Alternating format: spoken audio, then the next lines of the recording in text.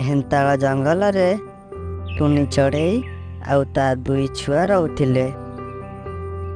ଟୁନି ଚଢ଼େଇର ଗୋଟିଏ ଛୁଆ ଟିକେ ବଡ଼ ଥାଏ ଆଉ ଗୋଟିଏ ଛୁଆ ବହୁତ ଛୋଟ ଥାଏ। ଟୁନି ଚଢ଼େଇ ବହୁ ଦିନ ପୂର୍ବରୁ ବିମାର ଥାଏ।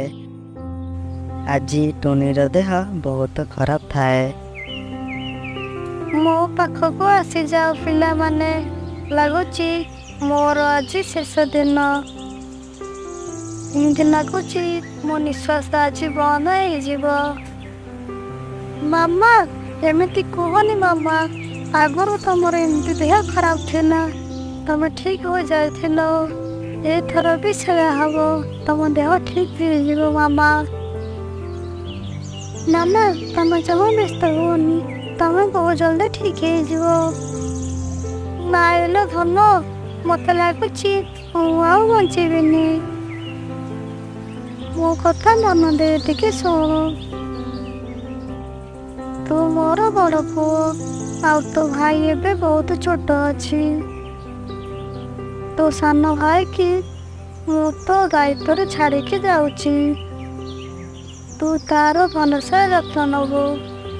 ମୁଁ ବି ଜଙ୍ଗଲରେ ନୂଆ, ଆଉ କେବେ କାହା ଉପରେ ଜଲ୍ଦି ବିଶ୍ୱାସ କରିବୁ ନାହିଁ। ଏବେ ତତେ ମୋ ତୋ ମାର ମମତା ଦରକାର।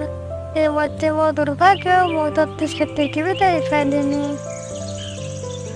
ମରିଗଲା ପରେ ତମ ମାନେ ଯଦି ମୋ କଥା ମନେ ପଡ଼ିବ, ଜହ୍ନ ମାମୁଁକୁ ଟିକେ ଅନେଇ ଦବ। ମୁଁ ଜହ୍ନରେ ଥାଇ ତମକୁ ଦେଖିପାରିବି।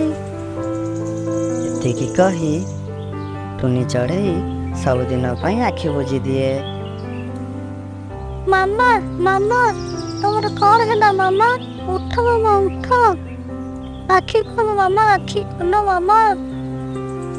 ମାମା, ମୁଁ ତମର ସବୁ ଇଚ୍ଛା ପୂରଣ କରିବି। ମୋ ଭାଇକି ସବୁବେଳେ ମୁଁ ପାଖରେ ରଖିବି। ତାକୁ ମାର ସବୁ ଦେବି କରେଇ ଦେବି। ଟୁନି ଚଢ଼େଇର ପୁଅ ଜାଣିପାରୁଛି ତା ମାମା ଆଉ ନାହିଁ। ମତେ ଭୋକ ଲାଗୁଛି, ଭାଇ ମତେ ଖାଇବାକୁ ଦିଅ। ହଁ, ମୁଁ ଯାଉଛି ତୋ ପାଇଁ ଦାନା ନେଇ ଆସିବି। ତୁ ଏଇଠି ଥିବୁ। ମାମା କହିଥିଲେ ମୁଁ ଯେବେ ଦାନା ପାଇଁ ଯିବି, ତୁ ଜମା ବାହାରକୁ ଯିବୁନୁ। ହଉ ଭାଇ, ତମେ ଯାଅ ଦାନା ଆଣିବା ପାଇଁ, ମୁଁ ଏଇଠି ବସିଛି। ତାପରେ ତା ଭାଇ ଯାଏ ଦାନା ଆଣିବା ପାଇଁ। ହେଲେ ଜଙ୍ଗଲ ଭିତରେ ଦାନା କୋଉଠି ମିଳେ ତାକୁ କିଛି ଜଣା ନଥାଏ। ସେ ଯାଇ କାଉ ପାଖରେ ପହଞ୍ଚିଯାଏ ଆଉ କହେ କାଉକୁ, ଭାଇ, ମୋ ମାମା ଏ ଦୁନିଆରେ ନାହାନ୍ତି, ଆଉ ଦାନା କୋଉଠି ମିଳେ ମୁଁ ଜାଣିନୁ। ତୁମେ କଣ ମତେ ନେଇଯିବ ତମ ସହ ଦାନା ଆଣିବା ପାଇଁ? ମୋ ଭାଇ ଭୋକରେ ଆଉଟୁ ପାଉଟୁ ହଉଛି। ମୁଁ କହିଛି ମୁଁ ଜଲ୍ଦି ଦାନା ନେଇକି ଆସିବି ବୋଲି। ହେଲେ ମୁଁ ଜଙ୍ଗଲ ସାରା ବୁଲି ଆସିଲେ କୋଉଠି ଦାନା ପାଉନି। ଆଉ ଭାଇ, ମତେ ତମ ସାଙ୍ଗରେ ଟିକେ ନେଇଯାଅ। ଆମେ ଏବେ ବହୁତ ଜୋରରେ ଉଡ଼ି ଯାଉଛୁ, ତୁ ଏବେ ବହୁତ ଛୋଟ ଅଛୁ। ତୁ କଣ ଆମ ସହିତ ଉଡ଼ିକି ଯାଇପାରିବୁ? ତୁ ଗୋଟେ କାମ କର, ତୁ ସେ ପାରା ପାଖକୁ ଯା, ତାକୁ କହିବୁ ଆଉ ତାକୁ କହ ତା ସହିତ ତତେ ଦାନା ଆଣିବା ପାଇଁ ନେଇଯିବ। ତାପରେ ଟୁନିର ବଡ଼ ପୁଅ ସେଠୁ ଚାଲିଯାଏ। ଯାଇ ପାରା ପାଖରେ ପହଞ୍ଚିଲା ଆଉ କହିଲା, ଆରେ ଭାଇ, ମୋ ସାନ ଭାଇ ବସାରେ ଏକା ଅଛି। ତାକୁ ବହୁତ ଜୋର ଭୋକ ଲାଗୁଛି। ଏ ଜଙ୍ଗଲରେ କୋଉଠି ଦାନା ମିଳେ ମତେ ଜଣା ନାହିଁ। ତମେ କଣ ମତେ ନେଇଯିବ ତମ ସହ ଜଙ୍ଗଲରୁ ଦାନା ଆଣିବା ପାଇଁ? ମୁଁ ଆଜି ଥକି ଯାଇଛି, ମୁଁ ଆଜି ଯାଇପାରିବିନି। ଏମିତିରେ ବି ମୋ ପାଖରେ ବହୁତ ଦାନା ଅଛି। ତୁ ଏକା ଚାଲିଯା ଦାନା ପାଇଁ। ଏମିତି ସବୁଦିନ ତୋ ପାଇଁ କିଏ ଯିବ ଦାନା ଆଣିବା ପାଇଁ? ଭଲ ହବ ତୁ ପଳେଇ ଯା। ଏତିକି କହି ପାରା ଟୁନିର ପୁଅକୁ ଏଠୁ ଗୋଡ଼େଇ ଦିଏ।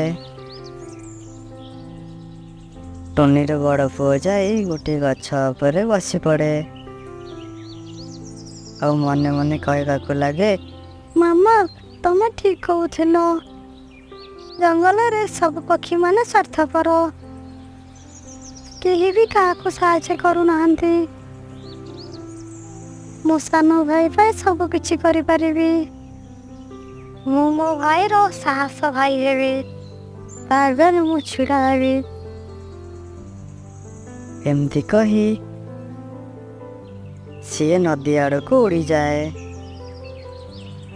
ସିଏ ଆଜି ତା ମା ବିନା ଏକୁଟିଆ ଉଡ଼ୁଥାଏ ଆଉ ଅନୁଭବ କରୁଥାଏ ମା ବିନା ଏକା ବଞ୍ଚିବା କେତେ କଷ୍ଟ ଲାଗେ। ସେ ଏମିତି ଉଡ଼ି ଉଡ଼ି ଯାଇ ନଦୀ ପାଖରେ ପହଞ୍ଚିଯାଏ। ନଦୀ ପଠାକୁ ଦେଖେ ଗୋଟିଏ ଆଖୁ ଖଣ୍ଡେ ପଡ଼ିଛି ଆଉ ସେ ଆଖୁଦାନାକୁ ଦେଖି ସେ ବହୁତ ଖୁସି ହୋଇଯାଏ। ଡେରି ନକରି ସେ ଆଖୁ ଖଣ୍ଡକୁ ନେଇ ବସାକୁ ଫେରିଯାଏ। ସେପଟରେ ତା ସାନ ଭାଇ ତା ବଡ଼ ଭାଇର ଆସିବାକୁ ବାଟକୁ ଅନେଇଥାଏ। ଟୁନିର ବଡ଼ ପୁଅ ଯାଇ ବସାରେ ପହଞ୍ଚିଯାଏ। ଭାଇ ତମେ ଆସିବା ଏତେ ଡେରି କରିଦେଲ, ମତେ ବହୁତ ଭୋକ ଲାଗୁଛି।